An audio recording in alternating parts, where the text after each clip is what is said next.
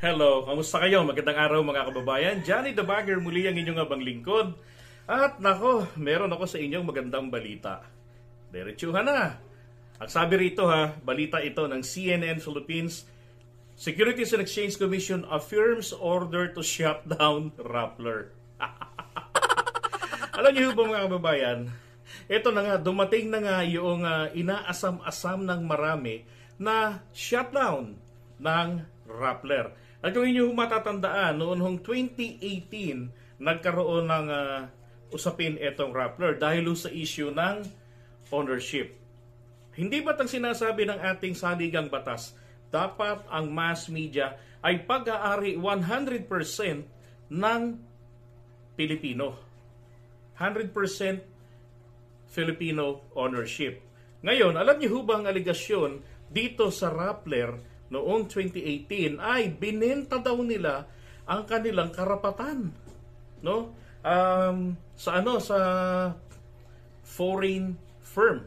Ito pupuntahan natin. Hold on one second.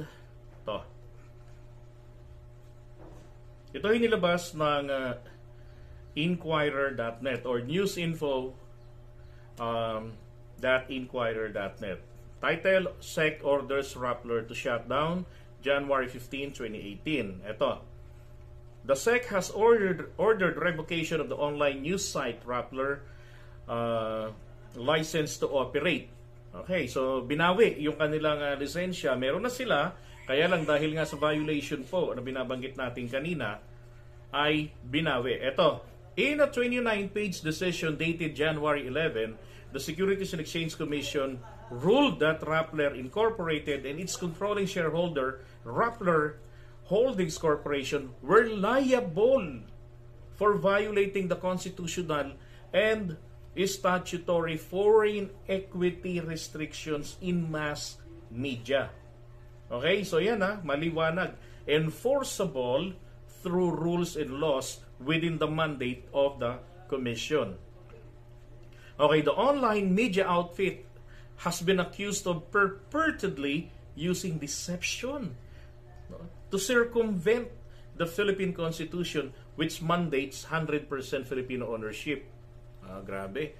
So, paano to? Ang sabi rito ano bang ginawa kasi ng Rappler? Ito, citing Rappler as the mass media entity that sold control to foreigners. Grabe.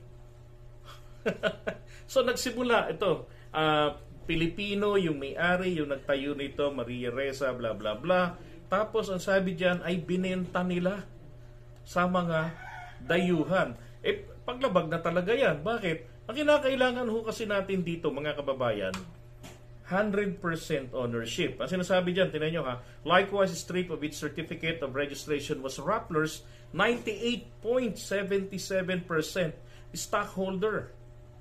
98 lang pala 'di ba? O sabihin na natin 99%. Kulang pa rin.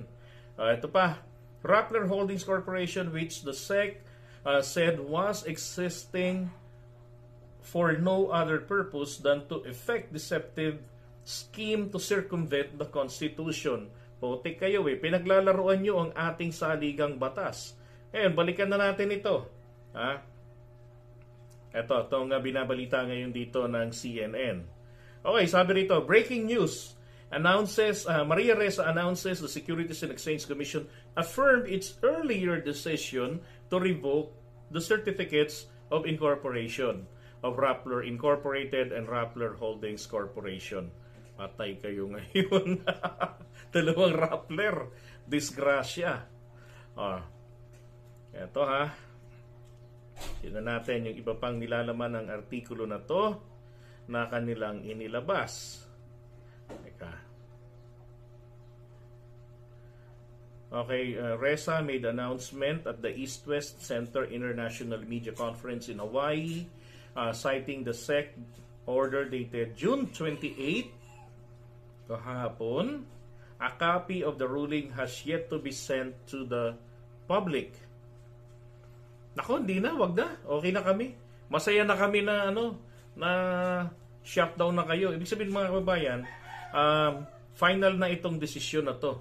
ng Securities and Exchange Commission na isarado sila. Okay, sabi, Reza said Rappler will appeal the decision. Okay, so saan nila i-appeal yan? Malamang i-appeal nila yan sa Korte Suprema. Ay, kalungkot naman yan. Diba? Dapat dyan sa mga yan, tuluyan ng isinasarado. Bakit? Mga kababayan, kailangan ba natin itong Rappler? Kita nyo naman yung mga recent na pinagagagawa nito. Ano yung mga laman ng mga balita nila, yung mga headlines nila, mga istorya nila?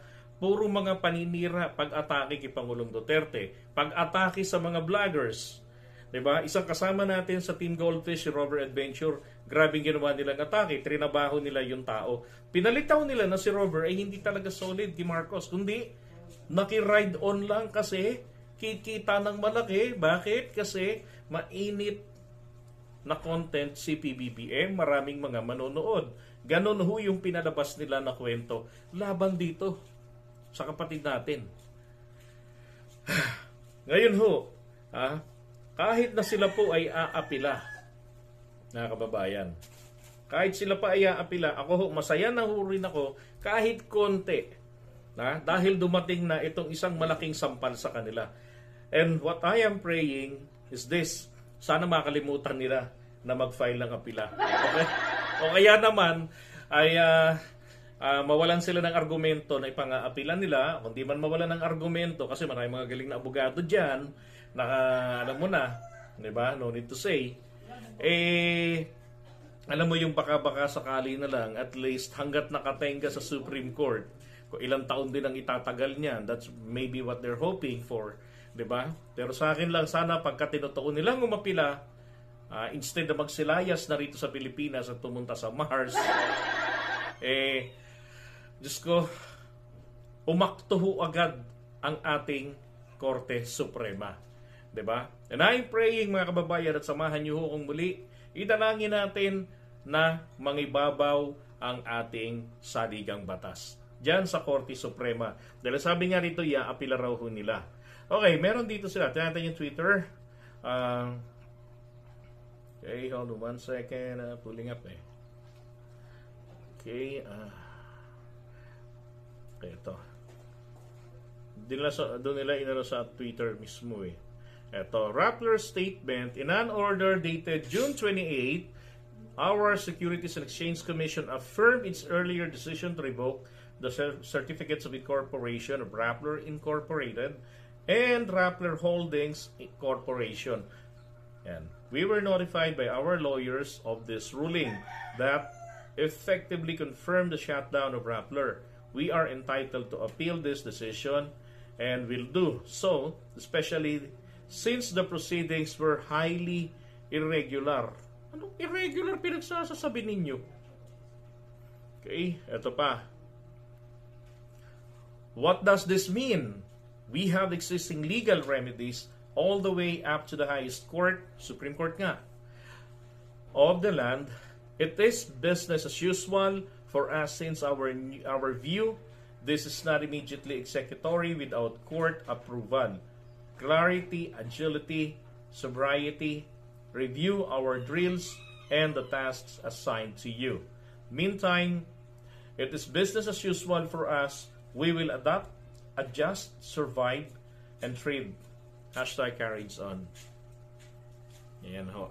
Aapila raw. And again, salamat po sa Securities and Exchange Commission dahil pinanindigan nila yung nauna na nilang desisyon noong January 2028. At ngayon, ay ibinaba nila ang kanilang desisyon na pinal na pinasya-shutdown nga dahil sa paglabag ng Rappler sa constitutional requirements na 100% Filipino ownership. Alright, so muli po, ito ang inyong maglingkod, Johnny the Bagger, ang inyong vlogger na negro. Bye-bye!